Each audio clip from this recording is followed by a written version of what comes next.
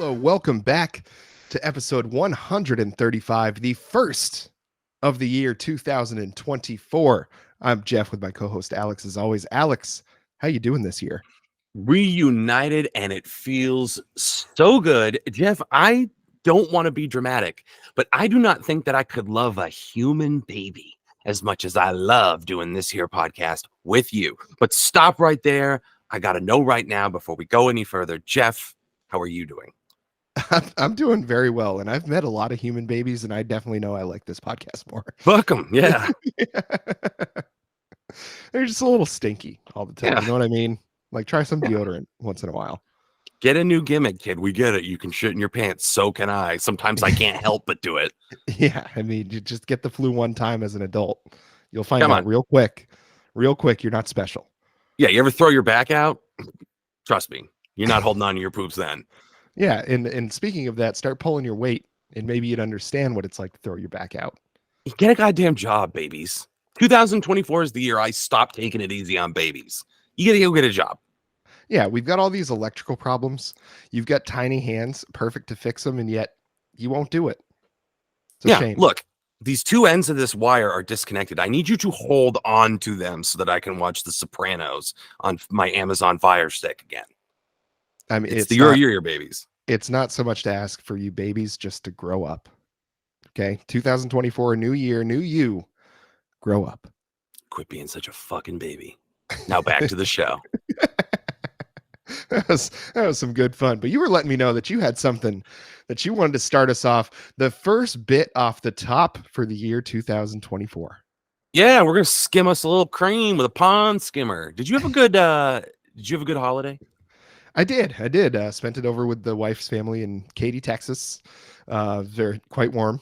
The only white Christmas I think was going on in the clubs downtown, if you know what I'm saying. But overall, really, really great time.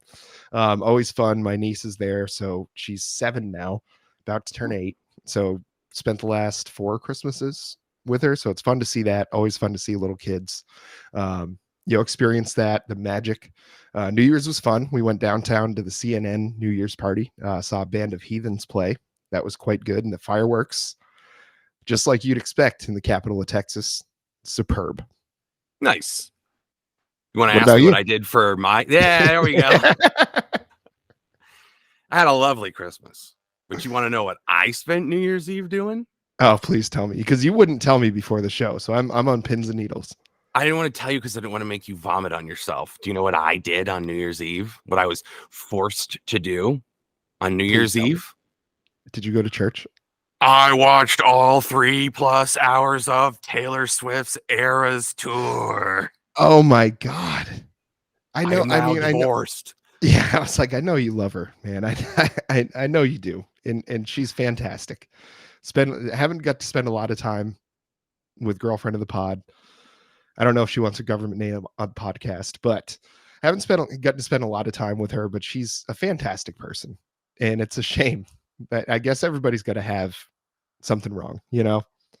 We thought we knew her. We thought that she was a fantastic person. And as it turns out, horribly misjudged situation. She is a full-blown... Okay, no, wait. Swifties will like physically harm someone. She's like one step below that, where she'll just sit there and try to like Dr. Melfi you out of hating, being like, why do you hate Taylor Swift? Mm-hmm. Tell me why you hate her. Oh, her music sucks. Why does it suck? I don't know. I can't relate. Oh, so it doesn't speak to you, so it sucks. That's interesting. It's almost like you think you're the center of the universe. Well, let me tell you about Miss Taylor Swift, who in this year, clearly the year of the woman, the year of the woman, Taylor Swift. Let me tell you about everything she's accomplished in 2024, you fucking minimum wage jerk off. She's one of those Swifties. And so is her sister.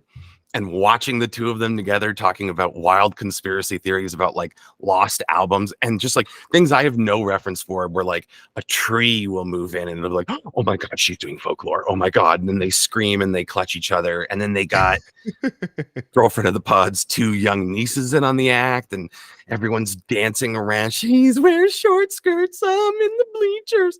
Just going ham on the whole thing. And there's me drawing blood with my fingernails into the sides of my legs.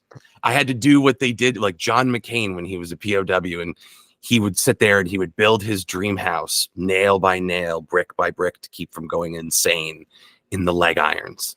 And that's what I had to do to take down Taylor Swift's Eras Tour, the movie experience. Yeah, I don't know if there's anything I'm less interested in watching than that. It just seems like it's going to be the most hateful thing I could do to myself. Dude, it was the most hateful thing anyone could ever do to me. And it was done to me. It wasn't even me, ironically, going and being like, oh, can you guys believe me? I'm outrageous. I'm going to watch the shitty concert movie. And then me, I can't help myself. I'm like, well, how can I relate to this? I'm like, you guys ever watch Stop Making Sense? And they were all like, boo, shut up, hiss. We don't want to talk about that. Well, I think next year for New Year's, it's Last Waltz time, baby. 100%. Last Waltz into Stop Making Sense. And that will come close to reaching the length, the girth of this Taylor Swift concert film. I got to tell you, it was, for someone that doesn't like Taylor Swift, the absolute most brutal thing to experience, especially to then have it punctuated. Your entire argument gets boiled down to, well, you only feel that way because she's a woman. And I go, and that's the Taylor Swift experience in a nut bag, ladies and gentlemen. Happy New Year. Yeah, I feel like I've listened, I've heard enough. I know what she sings about. I know what her deal is.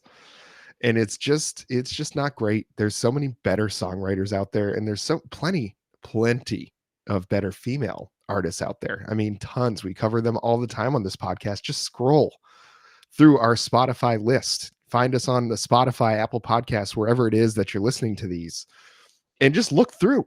We put the names of the artists on every single episode. It'll tell you we do. I don't know if it's half of our episodes are about female artists, but it's got to be close. And there's plenty of them that we love. Go dig into some of those and then try to tell me that we don't like Taylor Swift just because she's a woman. Look, I understand that the other accusations has been lobbed against us as we're a shitty metal podcast. I don't think that's even remotely accurate. Maybe for half of the podcast. Maybe for half of the podcast, half of the time. But all I'm saying is you can't really judge us until you get to know us. And there's really only one clear way to get to know us, to get to know this podcast, to become intimately familiar with all of the goings-ons and the trappings and the drippings of Out on That Line. And it is at youtube.com/C/Out on That Line. I can't believe it. I'm telling you guys this again. Every person with a YouTube account should be subscribed to this channel. I shouldn't have to keep doing this. I shouldn't have to keep saying this. I don't like it. I don't have any fun doing this part of it, okay? This is a nightmare for me. I want it to end.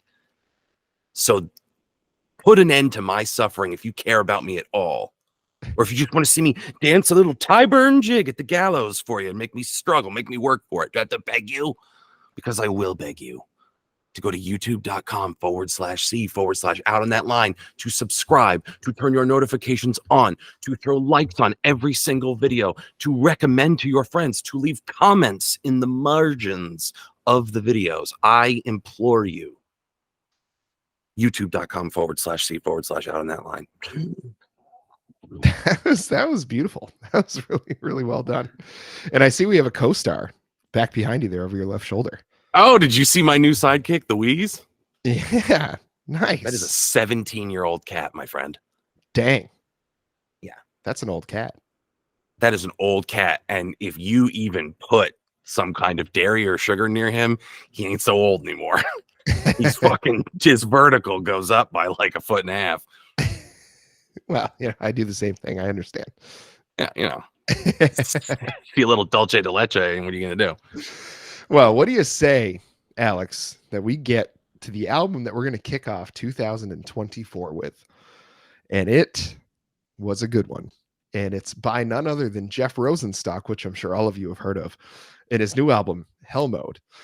So Jeff Rosenstock is the lead singer, organizer of the band called Bomb the Music Industry, which for you punks out there, you'll know who we're talking about.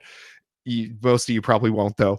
But they made fantastic, chaotic punk rock. They used a melodica. I mean, they just kind of did everything. Just their ethos was just make the music make it crazy, make it fun, and make it good, and they sure did. And Jeff Rosenstock, I think, always was kind of the brainchild and the real catalyst behind that. So it's no surprise that Hell Mode is every bit as good as anything Bomb the Music Industry ever did, and I think better than a whole lot of it too.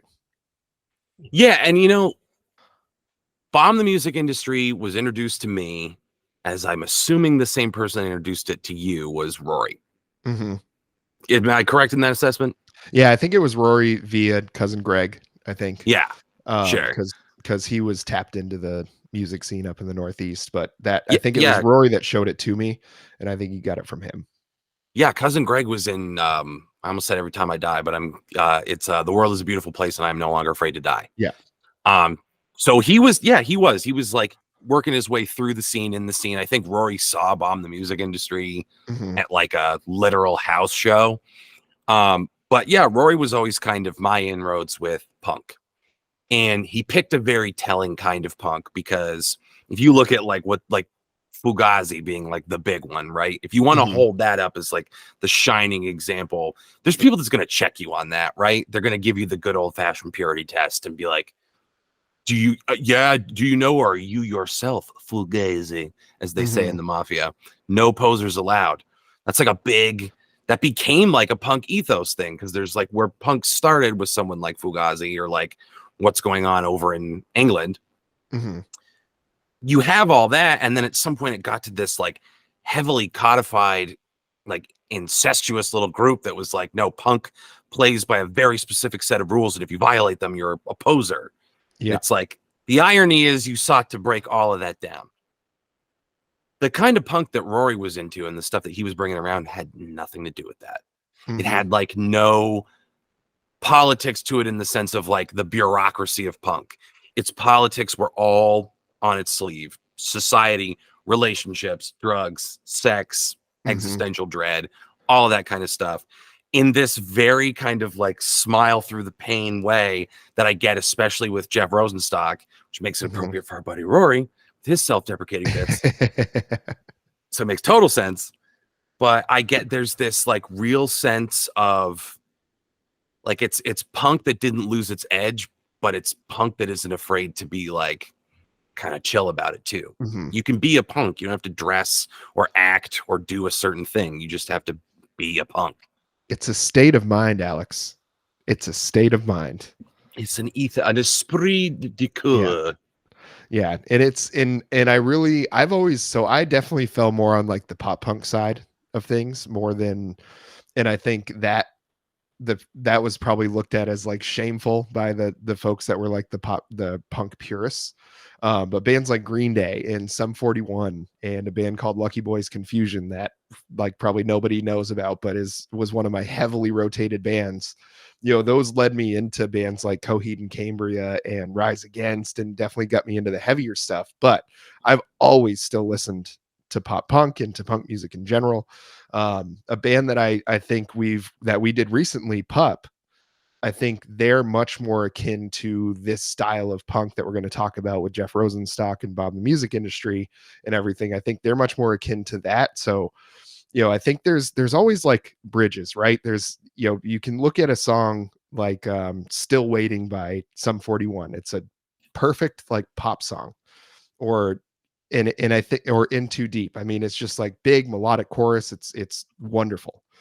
And then you hear a band like Pup, and it's still melodic. It's still like very poppy, but there's a lot more like a kind of a chaotic edge to it. And then I think that kind of splits the middle ground. And then you get into somebody like Jeff Rosenstock, and it's anything could kind of happen at any time, which is my favorite kind of music, because at any point I think he gets you early on in this album to realize that he might start it off soft, but at any point it's going to start going off the rails. And I think there's an energetic reason for that. I think he wants to provide a certain sort of feeling and like get your heart rate up a little bit for whatever lyrics are coming next and whatever feeling he wants to give you. But I think he pushes and pulls in all like the right ways on this album, as far as knowing, okay, this section needs to be intense, this one needs to be a little bit pulled back, this one can be a little bit heavier but not as fast as this. So I think he does a great job of really kind of giving you a variety of different styles of punk. You know, there's definitely some shoegaze in here. There's some straight up just like kind of pop punk choruses in here. You know, there's some very melodic stuff that he does and that he always did with Bomb the Music Industry as well.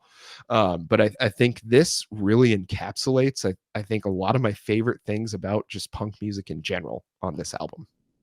And I don't know if it's necessarily a compliment to always compare artists to other artists, but I got like there were moments that gave me my Weezer fix in here. Mm-hmm. I'm especially thinking of Future Is Dumb, which was like one of my favorite songs on the album. Mm-hmm. Because it definitely had that just that kind of like Weezer, like angsty chug to it. Yes. So there were moments where I got my Weezer fix. And then there were moments that were far more chaotic than that, like you were saying. And there were just like these wild swings. And the one thing that remained about it is there was no point where I was like, come on, you're a 40-year-old man, you're a grown fat man, and you're making this kind of music, and I don't buy this. He has like remained very true to himself and very true to the music he's been making, and it doesn't sound ridiculous like when the Rolling Stones like, I'll get to a stop and I'll go out and the girls are lining up, and I'm like, you're an 85-year-old man. Those girls that are lining up are trying to wipe your ass and feed you pills. So but with Jeff Rosenstock, he feels kind of like his sensibilities are kind of frozen in time in terms of that he's still concerned with all the things he's been concerned with. There's existential dread just like seeping out of this album and everything he does, even the fun tongue-in-cheek stuff. And that's what makes it so great. And that doesn't go away as you get older. Mm-hmm. So, you know, I'm not saying like he has a miserable life and we're watching his existential crisis. He does a great job of doing what the actors call private and public, where they can just kind of give you insight into what they're thinking and feeling. And it doesn't feel forced. It doesn't feel manufactured. It feels like very intimate.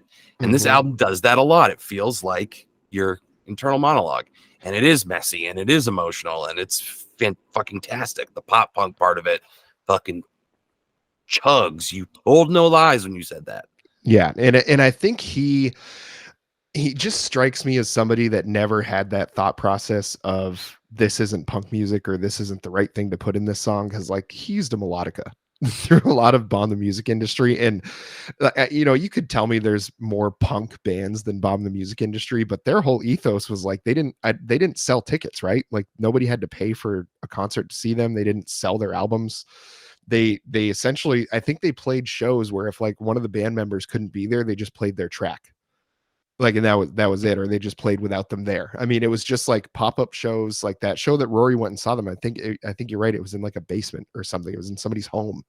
And, you know, and they were at that point, they were one of the, probably, if you were in the punk scene, one of the preeminent punk bands there, at least the ones that were kind of holding truest to what that sensibility is supposed to be. And listen to me talk like there's rules to being a punk, you know, by probably doing exactly what he was fighting against. But some people made that. Some Yeah. people, some shitty punks did put rules on punk.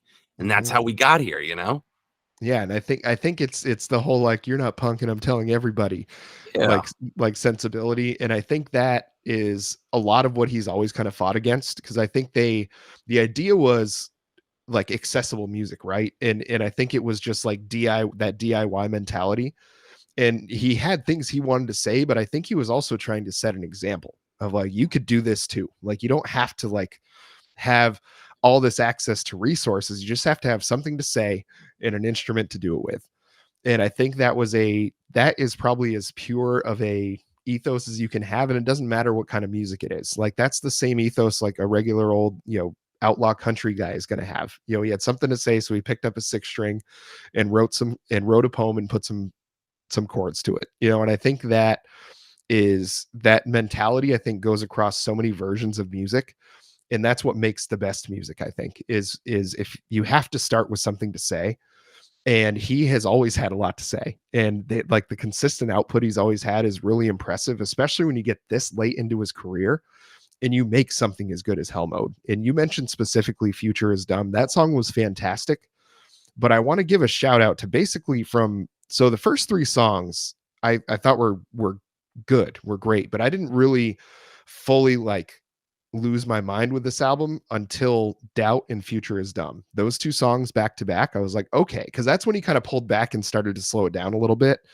Because I was like, okay, is the whole album going to be just balls to the wall?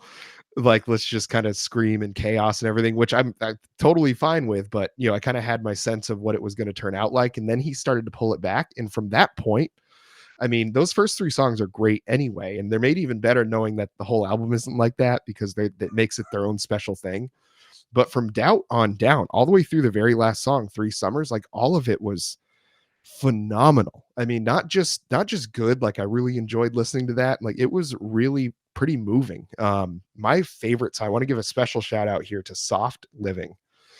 That Mm. that shoegazy son of a bitch did it Mm. with that song, because I've been getting into a lot of that, the shoegaze kind of music, like that song, the by like She's Counting Oh, you Stars or sent me a while something. ago. Yeah. Yeah, so like songs like that.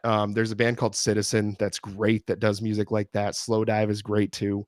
So I've been kind of getting into that like shoegazy kind of style of punk. And he delivered some for me on this album. So like that was a nice little treat for me. I don't know if that's going to be everybody's favorite, because it's definitely not the most like energetic. But as far as what's kind of speaking to me right now, that was the one on this album that when I heard that, I was like, damn, this is one that's going to absolutely be on the end of the year playlist. And I love how like compositional a lot of the tracks are too. Yes. Where so he composes music for a children's show now. Craig of the Creek. Craig of the Creek. He did the theme. Yeah. He did the theme song and he does the music for it. So he's got a steady gig doing that. And I listened to the theme song once and it was quintessentially Jeff Rosenstock. It was perfect. And that's what kind of struck me, was like, you can be Jeff Rosenstock. He's not putting on the dog. He's just being who he is, doing the music for a children's cartoon. And it's the same thing as when he's making a angsty 41-year-old man punk album. And I think people get in their heads like it's three chords and a lot of anger with punk rock. And it's certainly like, you listen to the Ramones or any of those bands from back in the day, that's pretty much exactly what it was. A lot of Green Day stuff was three or four chords and just a lot of just kind of snarling, annoying kind of young kid behavior, which really spoke to me when I was a snarling, annoying young kid.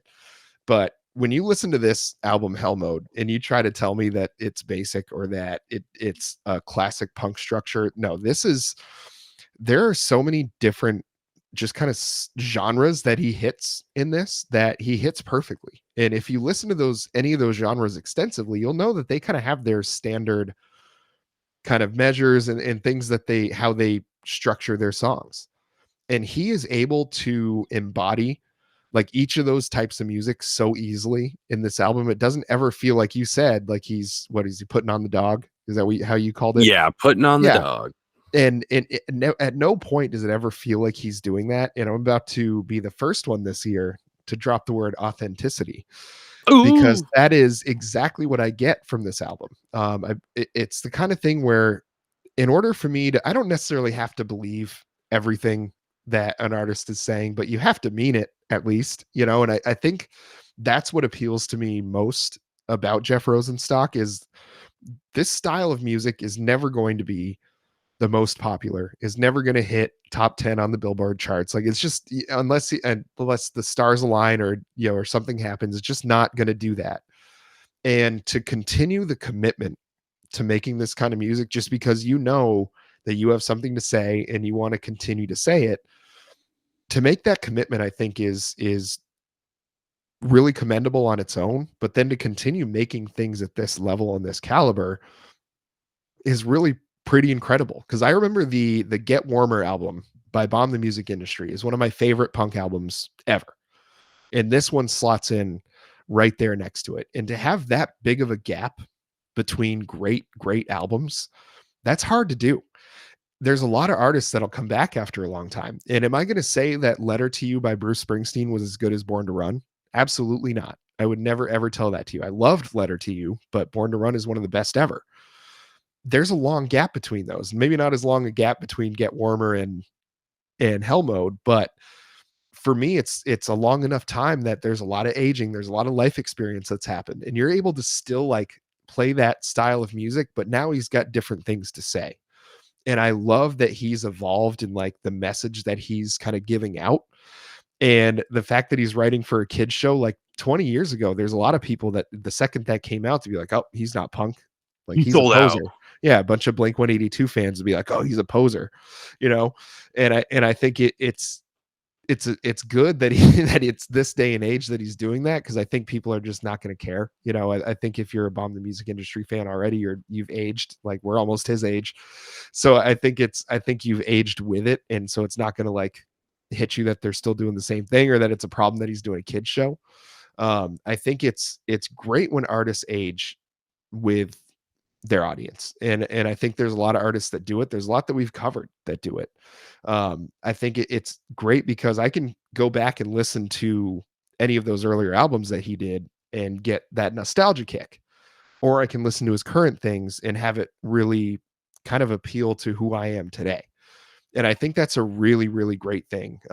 There's not a lot of artists that can do that or probably will ever do that. I think he just really put together an excellent effort here. I hope he continues to do albums this good, because, and I hope he gets a lot of recognition for it. I do see that he's got a few songs well into the millions on listens on Spotify, so hopefully it's kicking up for your boy. Yeah, I think he's just one of those guys that holds down a certain part of space and time, and that's what he's going to do. And that's what I love and appreciate about him, because for me, I have a weird relationship with punk, despite like the appeal to it was always the stuff Rory was sending me. I'll say again, because the difference with the stuff he was introducing me to things like Jeff Rosenstock, is I didn't feel like that music was not for me. And it's not like, oh, I want to be a punk. Like I never at any point was like, if I try to put a safety pin in my ear, my mommy would be furious with me. Sully my cute little angelic ear. I never was like clamoring to get into the punk scene, but I wanted to be able to enjoy the music without someone being like, yeah, but you know why you enjoy it? Name 3 songs by the Ergs or you can't hang out. I hated that part of punk. I hated the part of it that made people feel like they needed to be a dickhead to get through this world. I never 100% never got that from Jeff Rosenstock.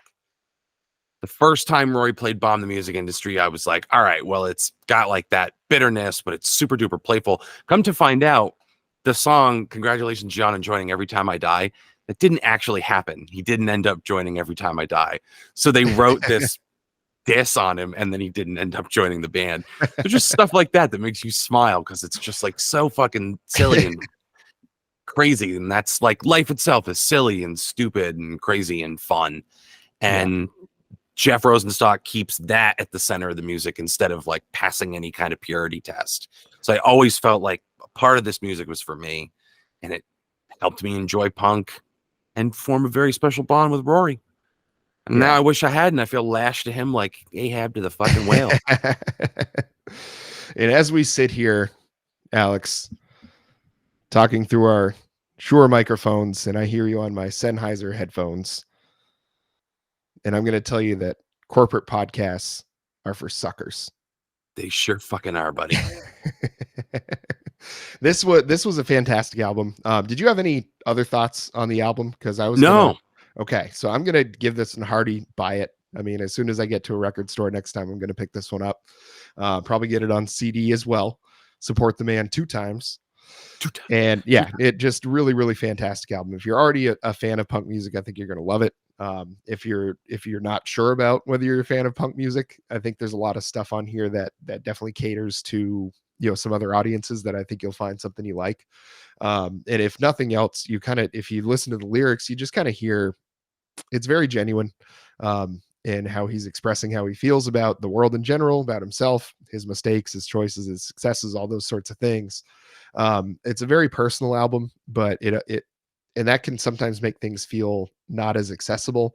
But he does a great job at hitting both counts here. So yeah, hearty buy it from me. Yeah, it gets a hearty buy it from me too, for all the reasons I expounded upon before. I gotta do a better job in 2024 of supporting the local record store. I shamefully made a couple last minute vinyl purchases on Amazon, and I went, this just doesn't feel right. I need to flip through some crates and buy some shit I don't need on top of the album that I want. Yes.